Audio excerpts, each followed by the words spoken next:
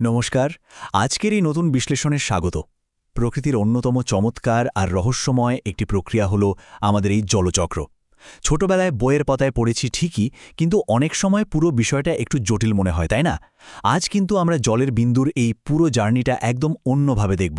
কিচ্ছু মুখস্থ করার দরকার নেই, বরং পুরোপুরি লজিক বা যুক্তি দিয়ে এই বায়ুমণ্ডলীয় চক্রটাকে ধাপে ধাপে ডিকোড করব আমরা।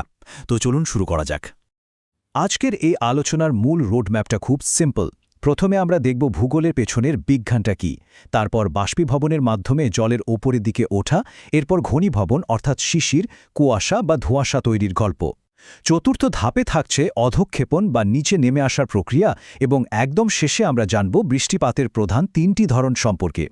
আমাদের প্রথম ধাপ ভূগোলের বিজ্ঞান, যা মুখস্থ বিদ্যার একেবারে বাইরে। অনেকেরই ধারণা ভূগোল মানেই বোধহয় শুধু গাদা গাদা জায়গার নাম আর তথ্য মুখস্থ করা, কিন্তু আসলে তা নয়। এটি পুরোপুরি একটি বিজ্ঞান, যা লজিক বা যুক্তি দিয়ে বুঝতে হয়। ভৌত জগতে যা কিছু ঘটছে তার পেছনের কেন আর কিভাবে লুকিয়ে আছে, সেটাই আসল ম্যাজিক। আর এই যৌক্তিক চিন্তাধারার উপর ভিত্তি করেই আমাদের আজকের জলের বিন্দুর রোমাঞ্চকর যাত্রা শুরু হতে যাচ্ছে। এবার চলে আসছি আমাদের দ্বিতীয় ধাপে, বাষ্পীভবন বা জলের ঊর্ধ্বমুখী যাত্রা। এই যাত্রার একেবারে প্রথম পদক্ষেপটা শুরু হয় তাপ থেকে। নদী, সমুদ্র বা যে কোনো জলাশয়ের ওপর যখন সূর্যের প্রচণ্ড তাপ এসে পড়ে, তখন ঠিক কী হয়? তাপমাত্রা যখন 100 ডিগ্রি সেলসিয়াস পার করে, তখন জল তার চেনা তরল রূপ ছেড়ে ম্যাজিকের মতো গ্যাসে বা জলীয় বাষ্পে পরিণত হতে শুরু করে। আর ঠিক এই বিন্দু থেকেই শুরু হয় তার ওপরের দিকের যাত্রা। কিন্তু এখানে একটা দারুণ প্রশ্ন মাথায় আসতে বাধ্য। অভিকর্ষ বল বা গ্র্যাভিটি তো সবকিছুকেই নিচের দিকে টানে, তাই না? তাহলে এই জলীয় বাষ্প হঠাৎ ওপরের দিকে উঠতে শুরু করে কেন? এই ঊর্ধ্বমুখী গতির পেছনের রহস্যটা আসলে কি? এর উত্তরটা লুকিয়ে আছে খুব সহজ একটা তুলনার মধ্যে।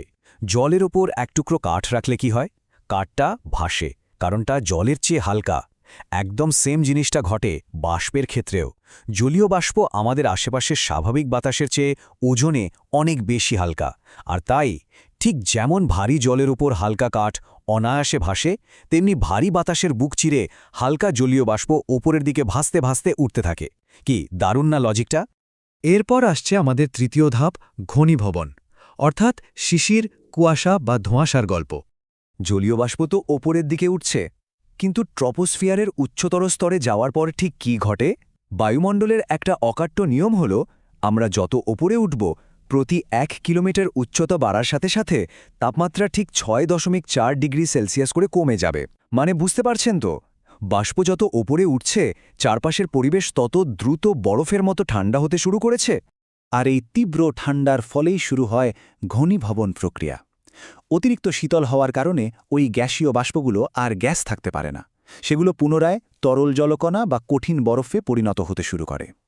ভূপৃষ্ঠ থেকে প্রায় 1 থেকে 8 কিলোমিটার উপরে এই তীব্র ঠান্ডার কারণেই বাষ্পগুলো জমাট বেঁধে আমাদের পরিচিত ওই বিশাল বিশাল মেঘগুলো সৃষ্টি করে।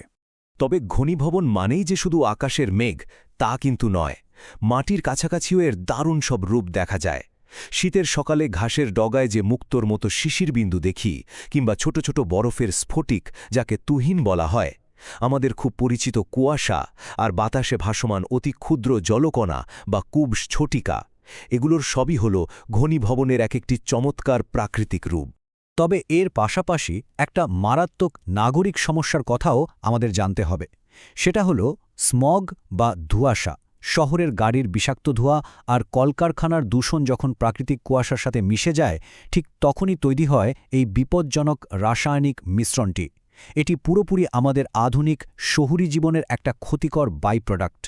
এইবার আমরা প্রবেশ করছি চতুর্থ ধাপে, অধঃক্ষেপণ বা জলের অনিবার্য পতন। মেঘ তো তৈরি হলো, কিন্তু এখানে আমাদের দ্বিতীয় বড় প্রশ্নটা চলে আসে। জল কেন আবার নিচে পড়ে যায়? বাষ্প হয়ে যখন কষ্ট করে ওপরে উঠেই গিয়েছিল, তখন চিরকাল আকাশে ভাসতে পারল না কেন? কেন তাকে আবার এই ভূপৃষ্ঠেই ফিরে আসতে হয়? চলুন এর পেছনে লজিকটাও ডিকোড করা যাক। উত্তরটা কিন্তু লুকিয়ে আছে ওই ওজনের কনসেপ্টেই। বাষ্প যখন ঠান্ডায় জমে পুনরায় তরল জল বা কঠিন বরফে রূপান্তরিত হয়, তখন তা আশেপাশের বাতাসের তুলনায় অনেক ভারী হয়ে যায়। আর ভারী জিনিস তো আর হাওয়ায় ভেসে থাকতে পারে না। ফলে বাধ্য হয়েই মাধ্যাকর্ষণ শক্তির অমোঘ টানে তা প্রবল বেগে নিচের দিকে পড়তে শুরু করে। আর নিচে পড়ার এই প্রক্রিয়া কিন্তু একটা নির্দিষ্ট রূপে ঘটে না। কখনো সেটা সাধারণ বৃষ্টি হয়ে ঝরে, কখনো বা প্রচণ্ড ঠান্ডায় তুষারপাত হিসেবে। আবার কখনো আকাশ থেকে পড়ে ছোট ছোট বরফের কণা, যাকে আমরা স্লিট বা বরফকুচি বলি, কিংবা ফসলের জন্য ক্ষতিকার বড় আকারের শিলাবৃষ্টি। এর পাশাপাশি রয়েছে গ্রাউপেল বা ছোট বরফগুলি। পরিবেশ আর তাপমাত্রার উপর ভিত্তি করেই এই রূপগুলো অসাধারণভাবে বদলে যেতে থাকে। আমাদের একেবারে শেষ এবং পঞ্চম ধাপ, বৃষ্টিপাতের প্রধান 3টি ধরন। বৃষ্টিপাতের ধরন জানার আগে চলুন আকাশের ওই বিশাল মেঘগুলোর দিকে একবার তাকাই। আকাশে তো কত রঙের, কত আকারের মেঘ ভাসে, কিন্তু নিম্বোস্ট্রেটাস আর কিউমুলোনিম্বাস মূলত এই 2 ধরনের মেঘ থেকেই পৃথিবীতে সবচেয়ে বেশি বৃষ্টিপাত হয়ে থাকে। আমাদের চারপাশে হওয়া ওই ভারী বর্ষণ বা হঠাৎ আসা কালবৈশাখী ঝড়ের জন্য এরাই হলো আসল মাস্টারমাইন্ড। এবার আসা যাক বৃষ্টিপাত ঘটার পেছনের 3টি মূল মেকানিজমে। প্রথমটি হল পরিচলন বৃষ্টিপাত। প্রচণ্ড গরমে জলীয় বাষ্প সোজা ওপরে ওঠে, ঠান্ডা হয় আর ঝুপ করে বৃষ্টি হয়ে ঝরে পড়ে। দ্বিতীয়টি হল শৈলোৎক্ষেপ বৃষ্টিপাত। এখানে বিশাল পর্বতমালা বাষ্পপূর্ণ বাতাসকে জোর করে ওপরে উঠতে বাধ্য করে, ফলে পাহাড়ের একপাশে প্রচুর বৃষ্টি হয় আর অন্য পাশটা শুকিয়ে তৈরি হয় বৃষ্টির ছায়া অঞ্চল। আর তৃতীয় মেকানিজমটি হল ঘূর্ণাবাতজনিত বৃষ্টিপাত, যা মূলত সাগরে তৈরি হওয়া ঘূর্ণায়মান ঝড় বা নিম্নচাপের কারণে ঘটে থাকে। সবশেষে একটা ছোট্ট প্রশ্ন রইল। একবার জানলা দিয়ে বাইরে তাকিয়ে দেখা যাক তো এই মুহূর্তে বাইরের আবহাওয়া ঠিক কেমন। আর এই যে 3টি প্রাকৃতিক প্রক্রিয়ার কথা আমরা জানলাম, তার মধ্যে ঠিক কোনটি এখন চারপাশের আবহাওয়াকে নিয়ন্ত্রণ করছে বলে মনে হয়? একটু ভাবলেই কিন্তু উত্তরটা মিলে যাবে। চারপাশের প্রকৃতিকে এই বৈজ্ঞানিক আর যৌক্তিক দৃষ্টিতে দেখতে শুরু করলে আমাদের এই চেনা জলচক্রের অসাধারণ মেকানিজমটা আরও জাদুকরী মনে হবে।